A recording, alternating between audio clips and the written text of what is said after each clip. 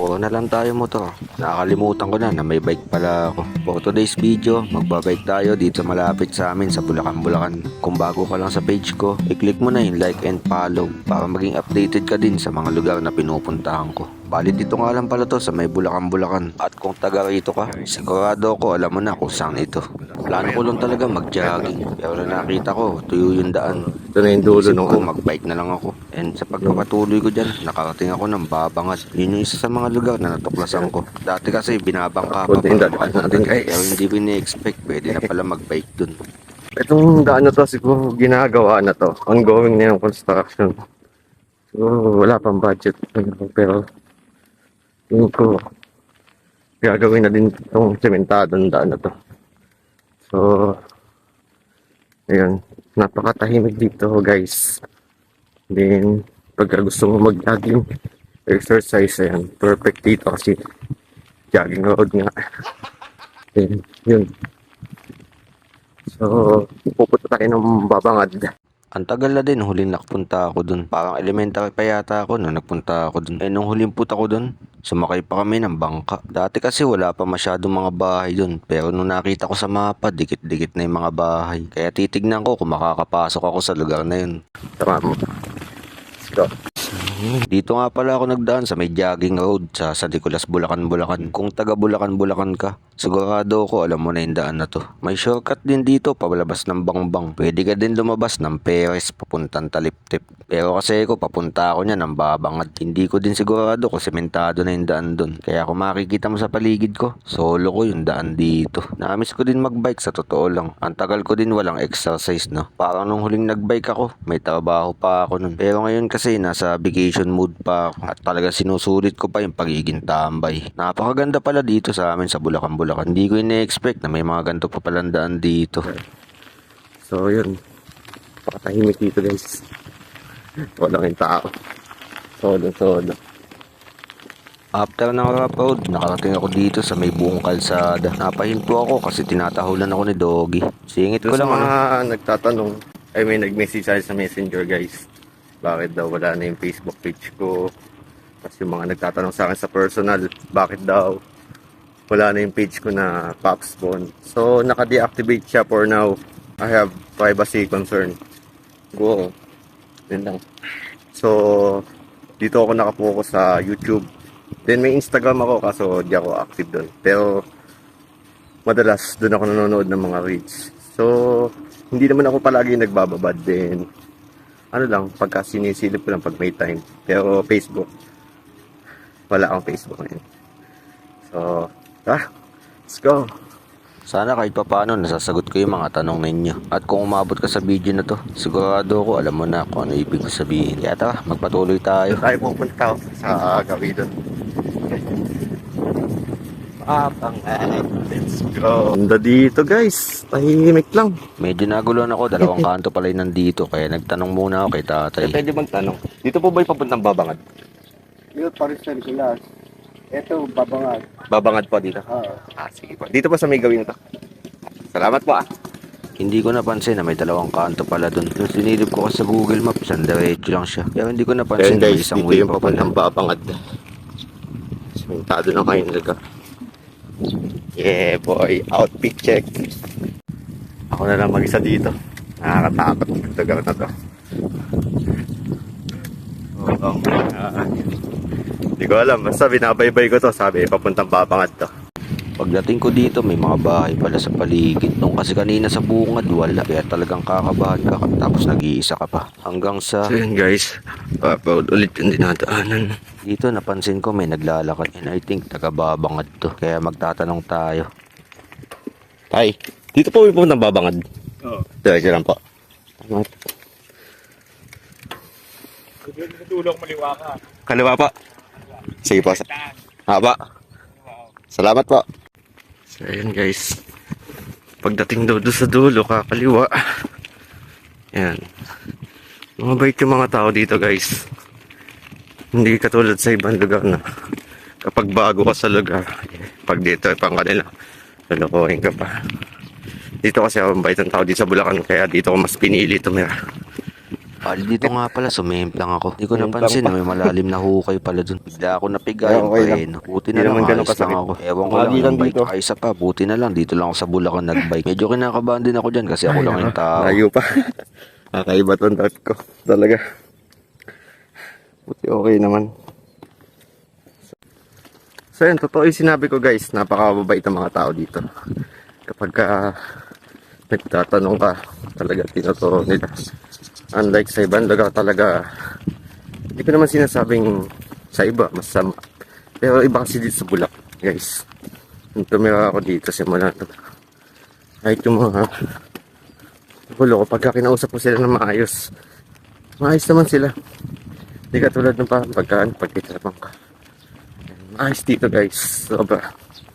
Kaya dito ko mas pinili tumira kasi bukod sa tahimik, mga bait yung mga tao dito.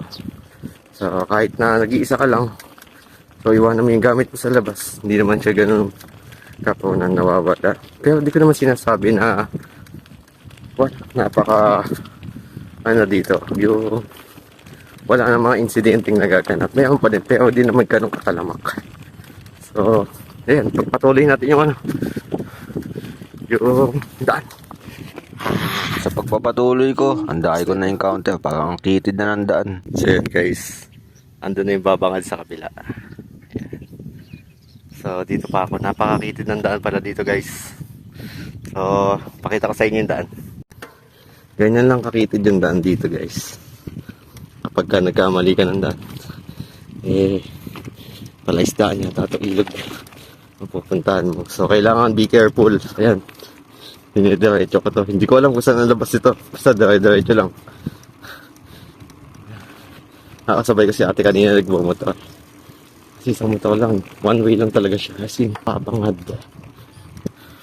Grabe pa, siya alam ko, barangay lang. Dati bayan. So ganito yung senaryo kapag ka one way. Kailangan talaga gigilid ka. Although mababait naman yung mga tao dito guys.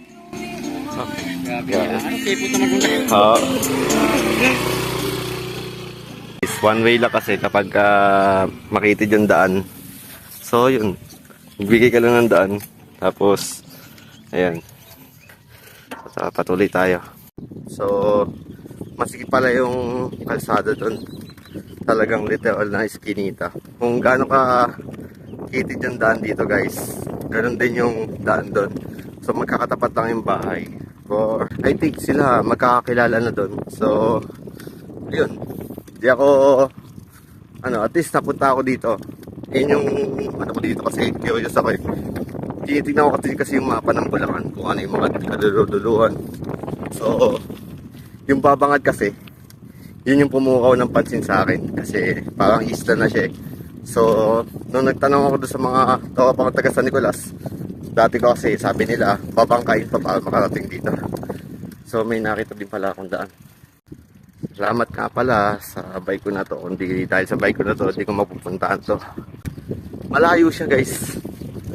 Kasi hindi biro kasi may mga road tapos delikado. So kanina sumimplang ako. Pero salamat kasi kahit pa paano wala akong sugat. Nagulat lang din ako doon sa daan. So yun, shout out sa mga taga-Babangad. Uy. Tik na ako. Layo ng lugar na to. Kapag bibili ka pala dito, kailangan isang bilihan lang. Sinapakalayo sa bayan itong lugar na to.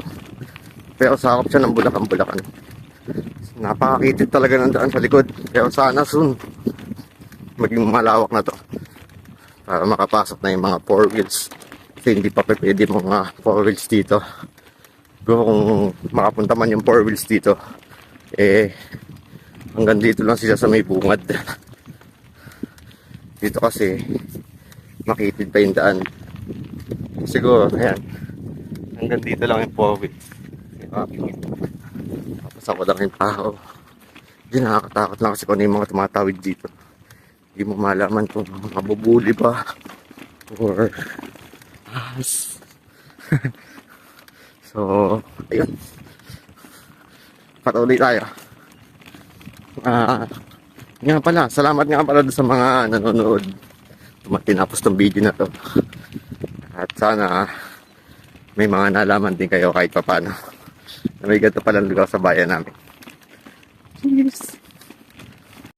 Kung mapapansin mo, nasa gitna tayo ng bukid. At sa parteng ito, hindi ko alam kung anong barangay nakakasakop dito. Basta ang alam ko doon sa may gawin na yun, San Nicolas. At itong tinutungtungan ko, hindi ko alam. So yun, makikita mo sa pinakita kong video guys. Napakalayo ko pa. Then palabas na ako. Pabaybayin ko pa ng road na to. Ay. So, sound type, buti may sounds ako. Ay, napapakinggan ko din yung ano. Tugtog, sumasabay lang sa pagbabike. Then di naman masyadong pagod.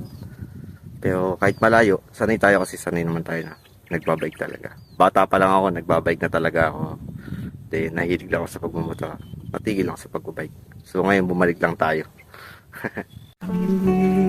Bali, pauwi na tayo niyan guys. Babaybayin lang natin tong sa kahabaan ng road na to. Talagang namiss ko lang talaga magbike. Nung taga Mambug pa ako sa may Malolos, Bulacan, sipag ko lang magbike. Elementary pa lang ako nun, nakakarating na ako ng Tabang Giginto. Dadayo ko dun para maglugaw lang. Tsaka malaking bagay din to para sa pag-exercise natin. Mayroon tayong timbang na hinahabol. Hanggang sa nadaanan ko tong kambing na to.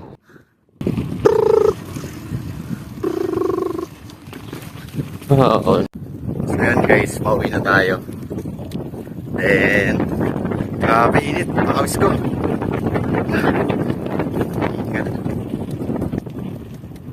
So, ano ba sasabihin ko? Salamat nga pala sa mga nanood hanggang dulo. Then, subscribe na rin kayo sa aking YouTube channel, Pops Bon Official. Yun lamang po. Maraming salamat.